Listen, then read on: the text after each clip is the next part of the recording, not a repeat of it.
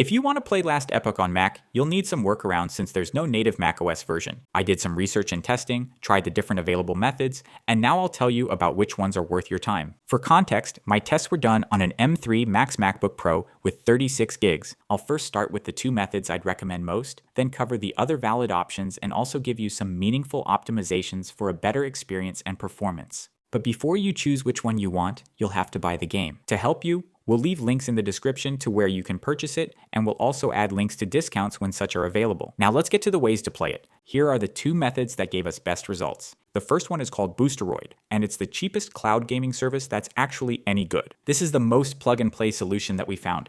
The main draw of Boosteroid and cloud gaming in general is that your machine doesn't matter so long as you can supply it with around 40 megabits of stable internet. You can crank up everything to max even in 4K, and you should be more than fine. Boosteroid makes a lot of sense for Last Epoch because this game can get way heavier than it first looks, especially once endgame fights start filling the screen with enemies, spell effects, and general chaos. Cloud gaming sidesteps that problem completely, so instead of asking your Mac to brute force the mess locally, you're just streaming it from stronger hardware. That means you can expect a much cleaner, smoother experience at higher settings than most Macs will manage through local translation. The caveat is the usual one. If your internet wobbles, image quality can smear and input delay becomes more noticeable right when combat gets busiest. Still, for people who want the least hassle and the most consistent results, this is easily one of the best ways to play Last Epoch on a Mac. All you have to do to start gaming is follow the link in the description, register for the service, and buy a subscription. Then just search for the game and click play. It's all pretty easy, but we have a how-to tutorial if you need it, and an overview of the service if you want something more in-depth to make up your mind.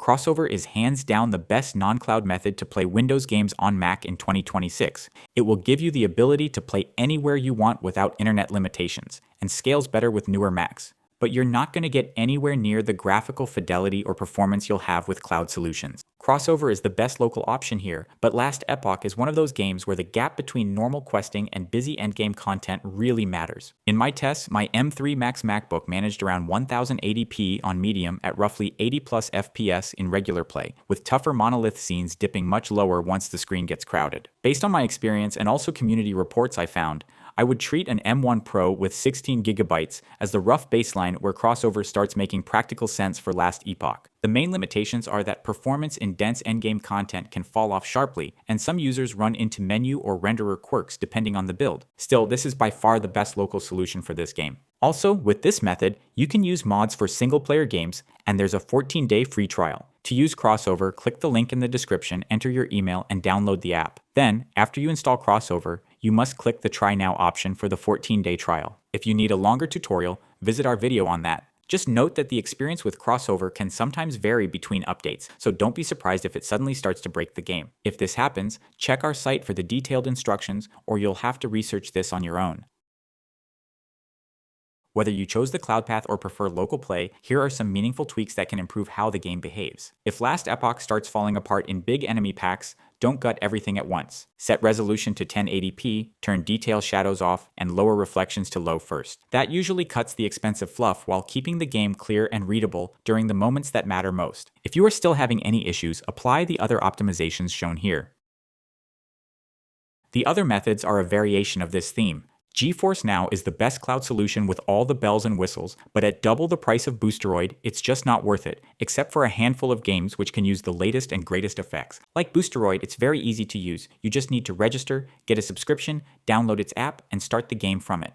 AirGPU is the rent a gaming PC by the hour option. You buy credit, spin up a Windows machine, then stream it through Parsec or Moonlight. You pay by the hour and prices vary depending on what machine you rent, but the average is around $1. Then you also need to pay for local storage, which is $3.50 per month per 50 gigabytes with a minimum of 100 gigs. Shadow PC is the subscription version of the same idea, where the lowest monthly subscription fee is $34 for US users, and it only goes up from there. EU users get a cheaper plan option that costs €20 per month, but that's still more than twice the monthly fee for Boosteroid's base plan. Sikarugir is the free DIY version of Crossover. It works great when it works, but it's more inconsistent, less intuitive, and has a lengthy setup. As for the setup, you first need to install Homebrew, then Sikarugir itself, then Steam, and then the actual game. The process takes a bit more time compared to the other methods here, and so is beyond the scope of this video.